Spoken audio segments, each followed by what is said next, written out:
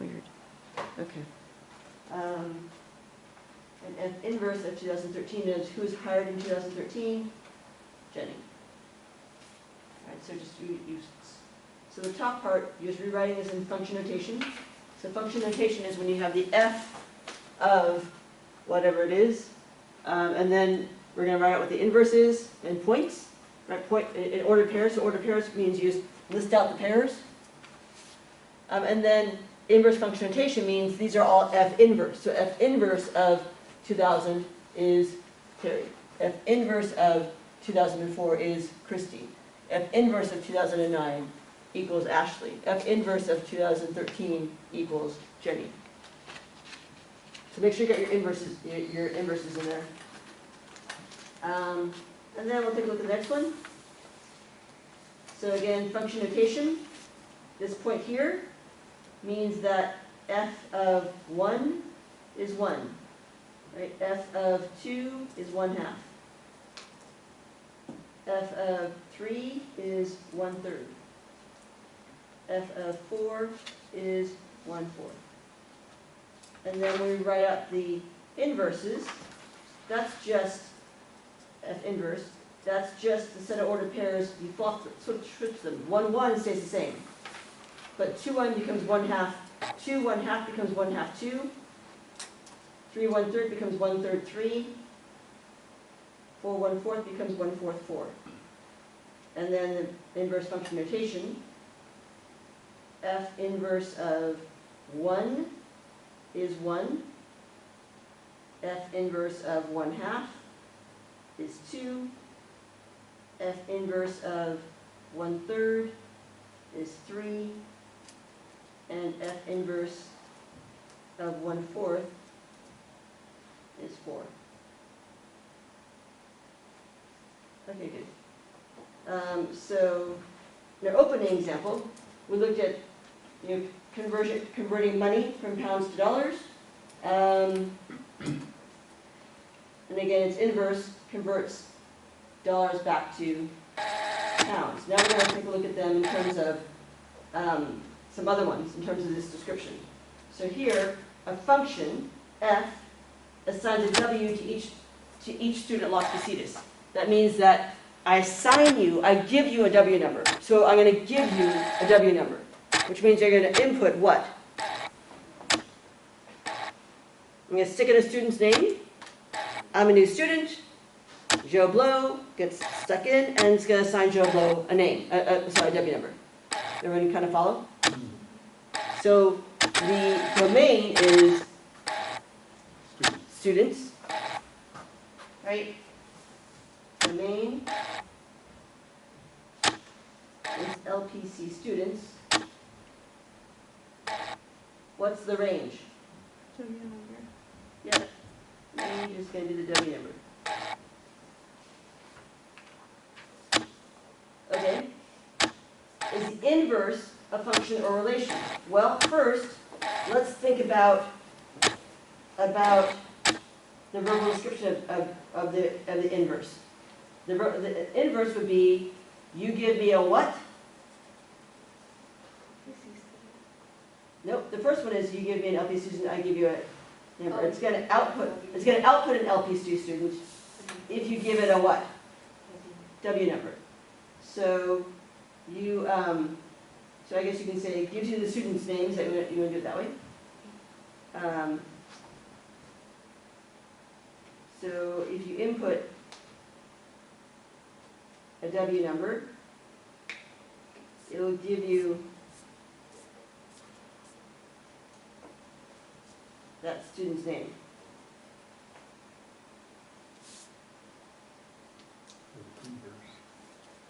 Right, are you guys kind of following how it's an inverse? Okay, so is that a function or a relation?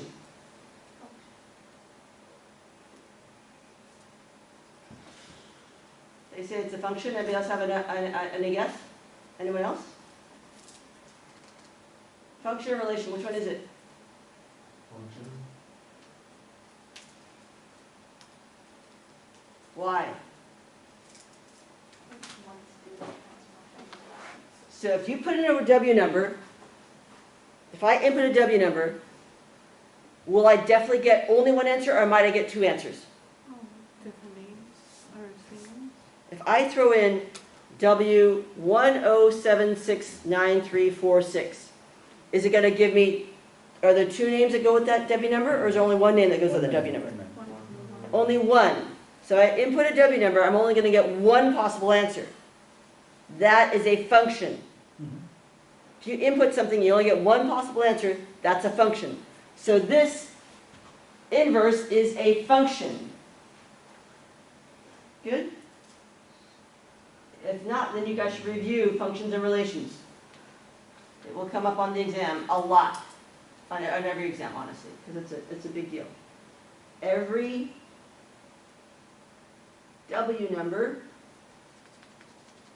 has only one student. What's my domain of the inverse?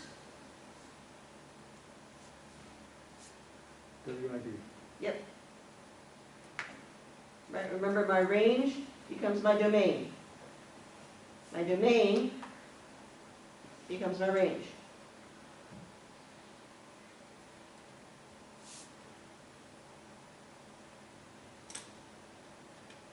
I'm going to just put names, student names.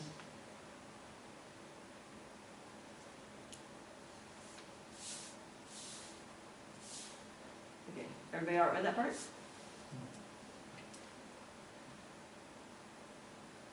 How about 4?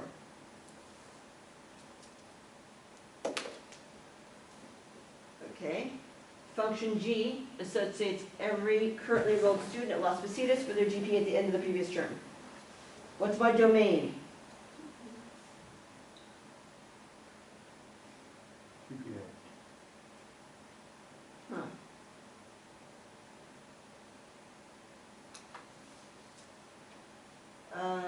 Well, did you give them a student that gives you their GPA? Do you think you give them the GPA and they give you the student? Which one is it?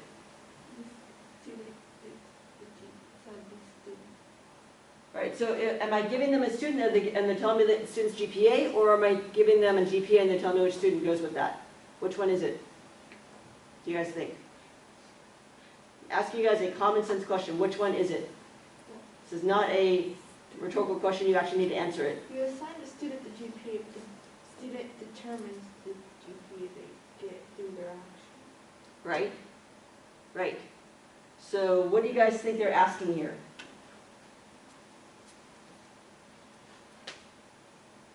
I'm saying you give me a student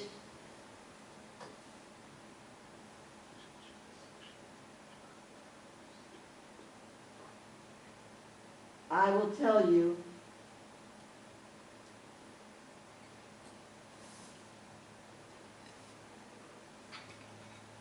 their GPA. Is that so? If I say that now, can you guys tell me what the domain is? Everybody write down the domain, check with your answers and your neighbors, because I'm going to call on somebody randomly in 15 seconds. Talk to your neighbors about it.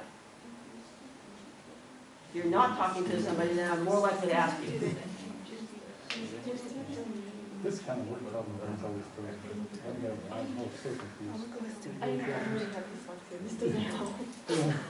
I put GPA first, but obviously it's not. I put student first, but then the first one where you think that Yeah. I got everything wrong. Yeah, no, the first one was kind of weird. Okay, so what's my domain, folks? Students. Students.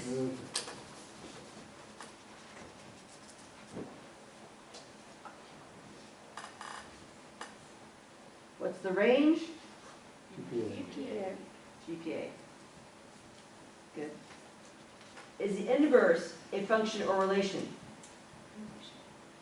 Relation. It's a relation. Why?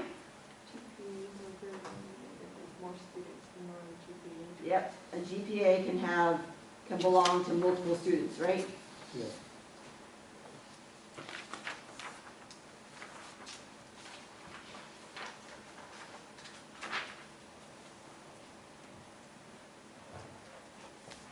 Okay, next one. So read the next one. Next one, verbal description. Oh, right. So verbal description. What happens? function G negative associates a GPA with each currently enrolled student. Well, you give me a GPA, and what will I tell Will you? give me the student, slash students. Mm-hmm.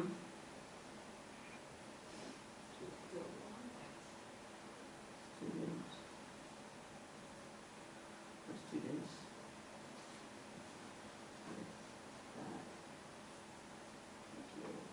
Or I will tell you at least a student that has that GPA, yeah. What's the domain of the inverse? GPA. What's the domain of, what's the range of the inverse? Students. Students. Yeah, they just swap.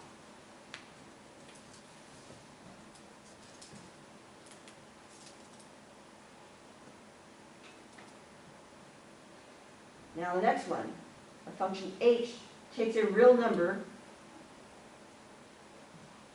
and produces a quotient of that number and 2.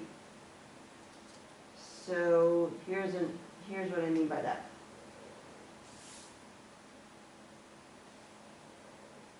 For example, it takes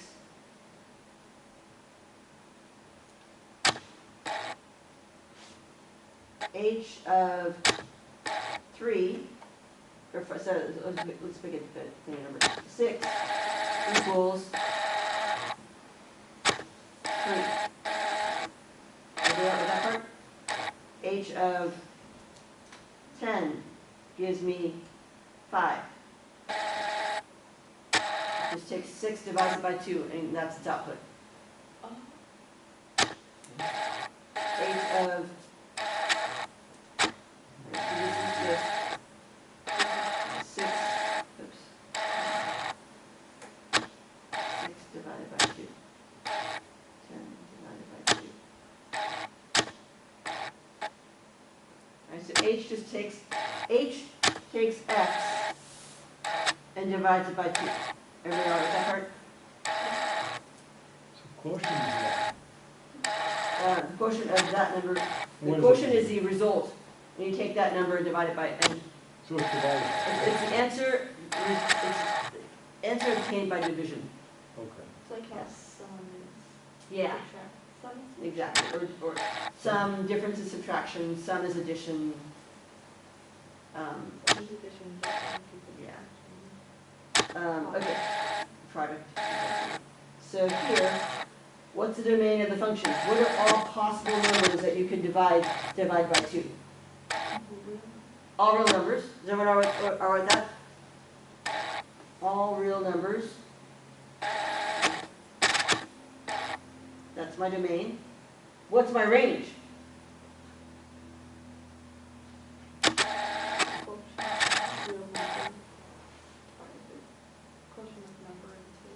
Yeah, so if my range is all real numbers, my domain is, well, it's all real numbers divided by 2, but here's the deal. If you give me a number and I can just multiply that by 2 and get to here. So there's really no.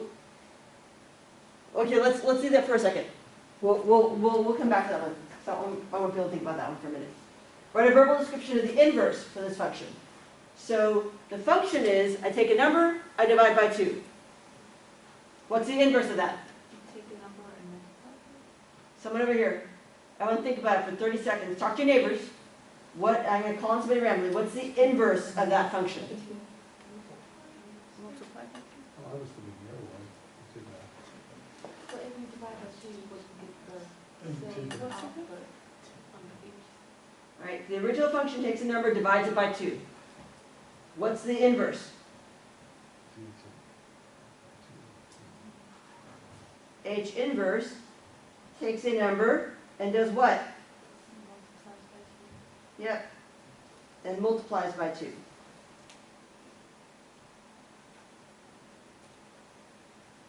Everybody with that part? So, is this a function or relation? If you take a number and multiply it by 2, will you only get one answer every time? It's a relation. Well, give me a number where if I multiply by 2, I might get 2 possible answers. It's a function. If I take a number and multiply by 2, will I only get one answer? If I take any number and multiply by 2, will I only get one answer? Yes. Yes, so that's a function. Function. Someone understand that?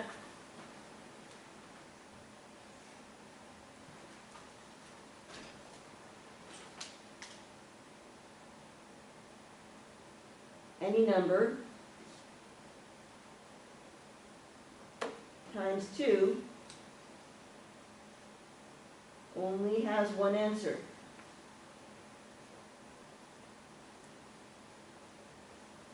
Okay, so what's the domain? What's the domain in this situation? What's my domain? What number can I take and divide and multiply by 2? All real numbers.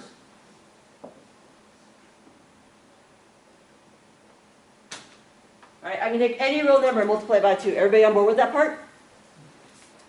So here's the thing. Since I can take any real number and multiply by 2, then I can take any real number and divide by 2, that means that the domain, the ranges of both these also have to be all real numbers. Yeah. Because you give me a number, for the range, the answer could be any real number, right? I mean, if I just undo it, I can, by multiplying by 2, I can get to the previous x. There's no y that I can't, that you can give me that I can't tell you the x is. For example, okay, so you guys don't believe me. Okay, so the first one, domain real number, the range, okay, it takes a number, divides it by 2, right? Give me any number, any real number for the answer, and I can tell you where it came from. 12. 12 came from, let's see, divided by 2, 24. Give me any real number, and I can tell you where it came from, because I'll just undo it. I'll do the inverse to get the number. So these ones are real numbers. The range is also all real numbers.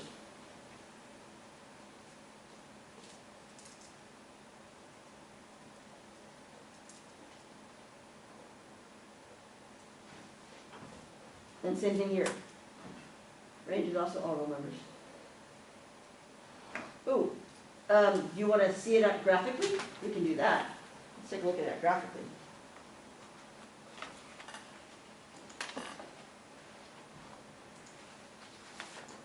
I'll graph 1/2 x, right? What's my domain? You guys can see that. What's my domain? How far left can it go? It goes on further to the left. How far to the right does it go? On further to the left. How far down? What's about my range? How far down does it go? Goes down forever. So my domain, and how far up does it go? Goes up forever. So my domain is all real numbers. My range is all real numbers. Everybody kind of follow that? And the same thing for multiply by 2. Right? 2x. Same thing. It goes down and down forever, down and to the left forever, goes up and to the right forever. So its domain is all real numbers. Its range is all real numbers. Okay, good. Is that the last one? Perfect. Okay, good. So let's take a look at the last thing, which is the homework, which is due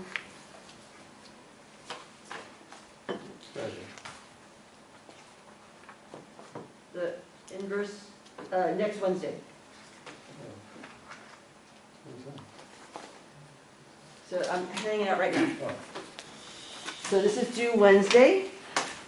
So write down due Wednesday on it.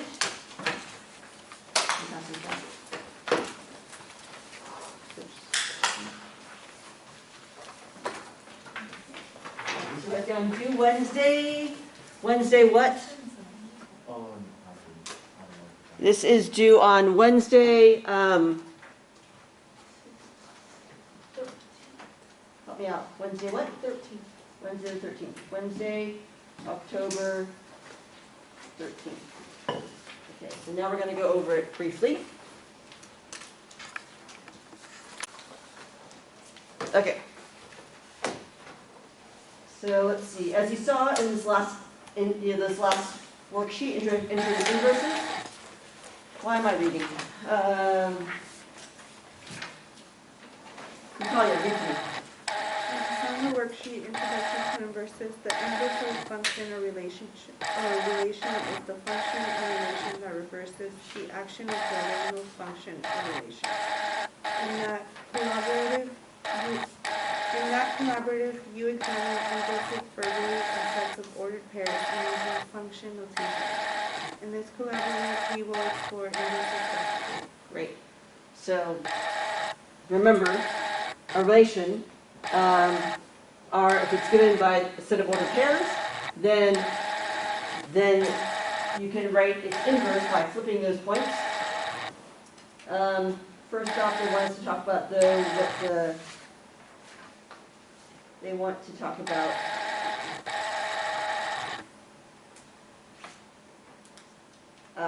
they want to show it as mapping it. So here, my domain is 1, 2, 3. Everybody on board with that part? 1B, 2A, 2B, 3B. And my range is just A and B. So we're going to write them out. Right, so 1 goes to B, right? 1 goes to B, 2 goes to A, 2 goes to A. Everybody all right with that part? This is my domain, this is my range. Okay, so I think you guys, this is similar. We did stuff like this a little bit ago with the compositions. Okay, so I just want to show you guys how this works. The questions are, if we swap them, what's the inverse? Well, the inverse would be, well, instead of 1 going to B, B would go to 1. Right? Instead of 3 going to B, B would go to 3. Instead of 2 going to A would go to 2. And instead of 2 going to B, B would go to 2. Sorry, A. B, right, yeah. So you just swap those, the A's and the B, the X's and the Y's. And then what is the domain of our inverse? My domain would be A and B. And my range would be my previous input, 1, 2, and 3. So this is really similar to just the stuff we've just been doing. But we want you to go ahead and map these now.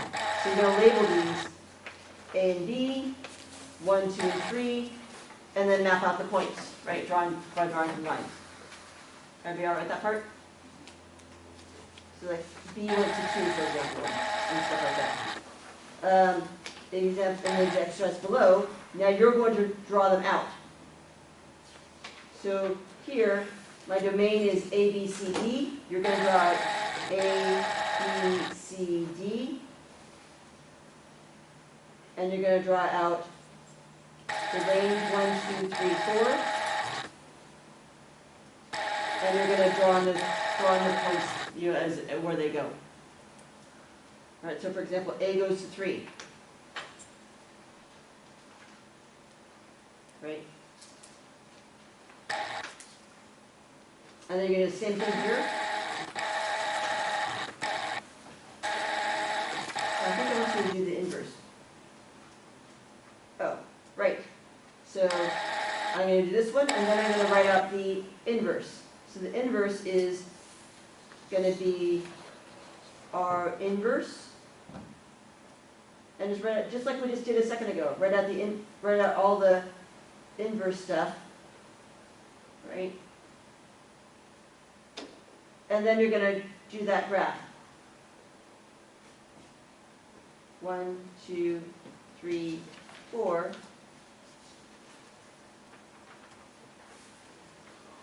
A, B, C, D. So if in the original function A goes to 3, In inverse, 3 goes to A. Right, it's basically all, just like that. So then, I would say you don't have to give me this part. You just do the pictures. If you do this, then that's fine. Just give me, tell me what the points are, and then draw the pictures. Good? Okay. I think that's most of it. At least get you going, and we can talk about the rest of it later. Have a good couple days. See you guys on Friday.